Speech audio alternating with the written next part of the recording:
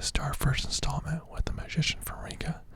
Today, I'll be whisking you off into the world of chess, a world filled with magic and imagination, a world where you'll settle comfortably into your wildest fantasies.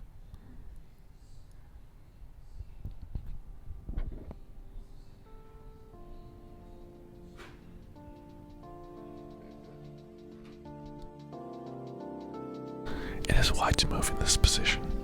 Feel free to take a moment, pause the video, and engage your brilliant mind in this forest of variations.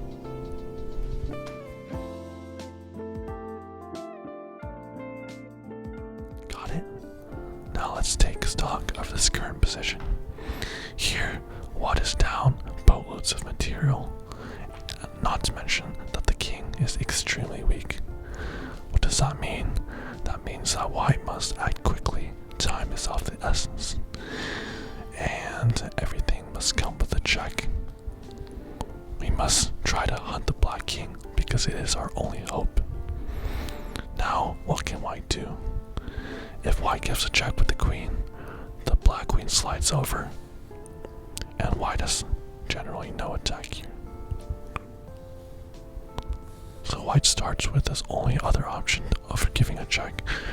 The rook eliminates the knight, opening up the black king. Black must capture back. And now once again, time is of the essence, so we must give a check. The rook slides in the corner, attracting the black king onto the H file. The black king must take. And now, the black king is wide open with no one around it, so the white queen joins the action. White can either give a check from h5 or h4. It does not matter. After this check, the black king must slide over, and the white continues with powerful moves. Queen slides up, check. It's protected by the pawn, so the king cannot take. King must slide over. The white queen continues checking. Queen goes to the corner, check. Black plays king e7, and on the queen steps ever closer. Queen takes g7 check. Now the black king has two plays to run. If it goes back, queen to f7 is checkmate. As the black rook takes the black's king, his only escape square. So the king must step up, king e6. White follows this with queen f7.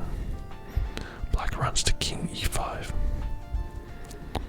And white must continue the checks. The only reasonable check is queen f5 check.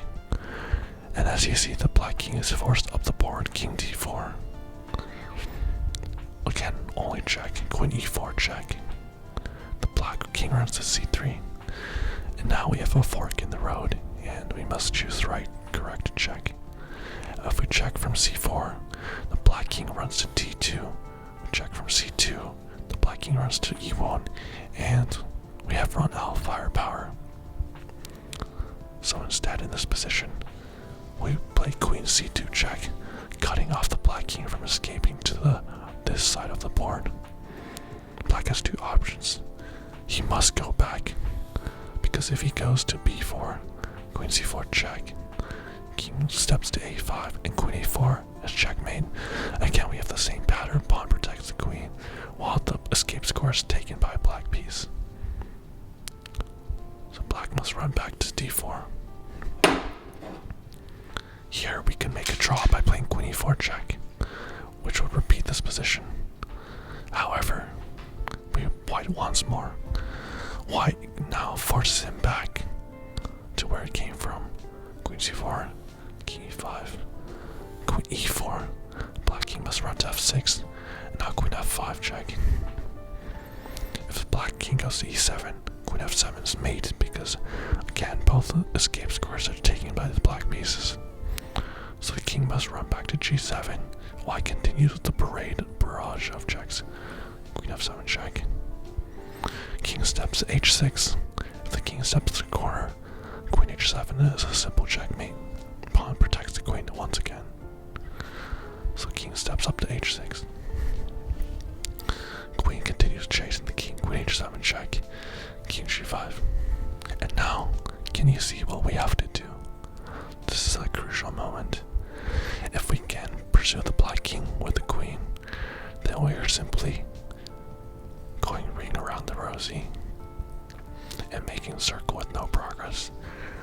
king will not be checkmated. Well, since we sort of know all the checks that will follow, we know that this g5 square is a very important escape square for the king. So instead of attacking the king with the queen, we take this square away with the pawn. h4 check. King is forced to f6. And now what this does is we can repeat the process of chasing the king down here and then back to his corner. And when that happens, now this pawn controls the g5 square, which will be crucial to the checkmating attack. So white continues with the queen, queen f7 check. King goes to e5, queen a5 check. We've seen this pattern before. King d4, queen e4 check, king c3. And as mentioned before, we don't want to give a check from c4 because the black king runs to the safe haven on the first rank. Instead, we go queen c2 check, cutting off the black king.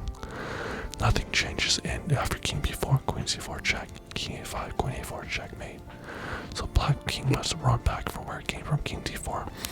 Now we've seen this entire pattern before, but again, this pawn controls the g5 square now, which is imperative for white's success. Queen c4 check, king e5, queen e4 check, king f6, queen f5 check. Be careful not to give a check with the pawn, because after king g7 there are no more checks and white loses. So queen f5 check, again king e7, queen f7 is mate. So black must go back to g7, queen f7 check. And now, next move is mate, no matter what. King h8 runs into the same mate with queen h7. And so black must step to h6. However, remember we had this position with the pawn h2, and the pawn's in h4, controlling g5 square. So we slide in with queen h7. Checkmate.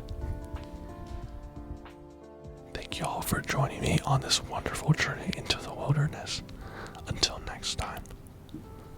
Whoosh. That's it.